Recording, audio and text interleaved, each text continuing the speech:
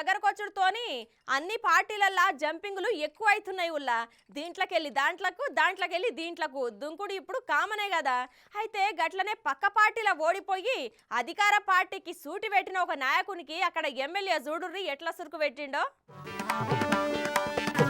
ఇక మాజీ MLA Paila Shekhar Reddy sir Congress లో చేరతాడు అన్న ఆర్తల మీద భువనగిరి ఎమ్మెల్యే కుంభం అనిల్ సారు కౌంటర్ వేసిండులా. పార్టీ కార్యకర్తలతోని ఏర్పాటు చేసిన సమావేశంలో ఆయన మాట్లాడుకుంటా పార్లమెంట్ ఎన్నికల కోసం నేను ప్రజలలో తిరుగుతున్న సమయంలో గీడున్న ఒక పెద్ద మనిషి మన దాంట్లోకి వస్తున్నాడని ఆర్తలు వచ్చినాయి. దీంతో మన కార్యకర్తలు గందరగోళానికి గురయ్యి నాకు ఫోన్ కొడుతున్నారు. ఇక అసలు ఏం జరుగుతుందో తెలుసుకునేందుకు రేవంత్ సార్ను అట్లనే గాంధీ భవన్ లో రాష్ట్ర ఇన్ఛార్జ్ దీపాదాసు మున్షిని కలిసిన. పోయిన ఎన్నికల నేను ఓడిపోయినా కూడా ప్రజలకు ధన్యవాదాలు చెప్పిన. ప్రతిపక్షంలో ఉండుకుంటా ప్రజా సమస్యల మీద 8 సంవత్సరాలు కొట్లాడినా అధికారం లేకుంటే 3 నెలలు కూడా ఉండలేవా అని పైల సార్కు సెటైర్ వేసిండు అనిల్ సారు. ఎమ్మెల్యే కంటే ప్రతిపక్ష బాధ్యతనే గొప్పదని, ప్రభుత్వాన్ని ప్రశ్నించుకుంటా ప్రజలకు అండగా నిలబడే అవకాశం ప్రతిపక్షానికి దక్కుతుంది. అధికారంలో ఉంటే అడిగిన వాళ్ళందరికీ సమాధానం చెప్పాలి. ప్రతిపక్షంలో ఉండి ఓట్లేసిన ప్రజల కోసం కొన్ని దినాలన్నా కొట్లాడాలి. సమస్యల మీద పోరాడే ఓపిక కూడా లేదా అని అన్నాడు సారు. ఇక్కడనే మనమే తిరిగితే వాళ్ళు వాళ్ళు మనల్ని పట్టించుకోరు. పెద్ద మనుషులు వాళ్ళని పట్టించుకోవాలి, ఇక్కడ తిరగాలి, రాజకీయం ఏమవుతుందో చూడాలి, పార్లమెంట్ ఎన్నికలు వస్తున్నాయి, మన క్యాండిడేట్ ఏంది చూడాలి. ఇంకొక పెద్ద మనిషి మన దాంట్లోకి వచ్చి మాట్లాడుతుంది.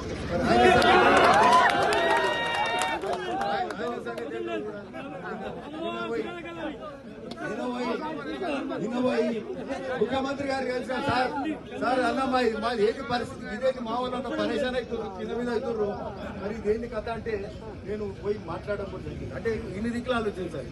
నేనేమో పెళ్లిళ్ళు తిరుగుతున్నా, పొద్దున్న మొత్తం ఇవే వార్తలు మొన్న అందరు పరేషాన్ అవుతున్నారు. ఇదెక్కడ కథ అని చెప్పి మళ్ళా వాళ్ళ ముఖ్య నాయకులకు మొన్నటికెళ్ళి ఇవ్వబడి ముఖ్యమంత్రి గారు అన్ని సాయంత్రం పోయి వారికి వచ్చింది. గాంధీ భవన్ లో దీపాదాస్ మున్షి గారిని కలిసాం. పార్లమెంట్ ఎట్లా మనం ఏం చేయాలి, ఏంటి కథ. సో ఇట్లాంటివన్నీ కూడా ఉంటాయి. అన్ని బ్యాలెన్స్ చేయాల్సిన అవసరం ఉంటుంది.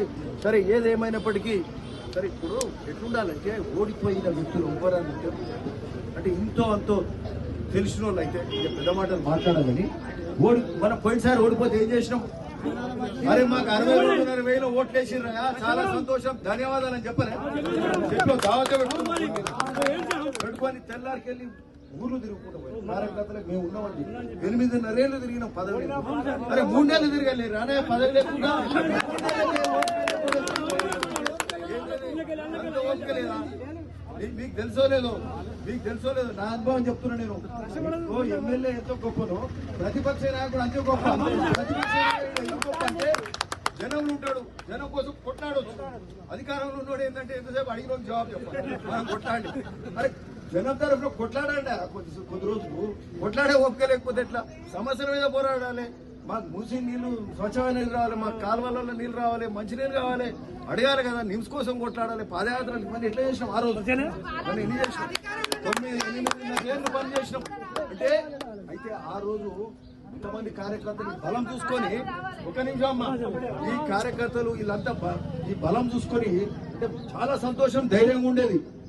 అధికారం ఒకటే కాదు, ఇంతమంది బలం ఉన్నాం, ఇంతమంది కలిసి ఉన్నాం.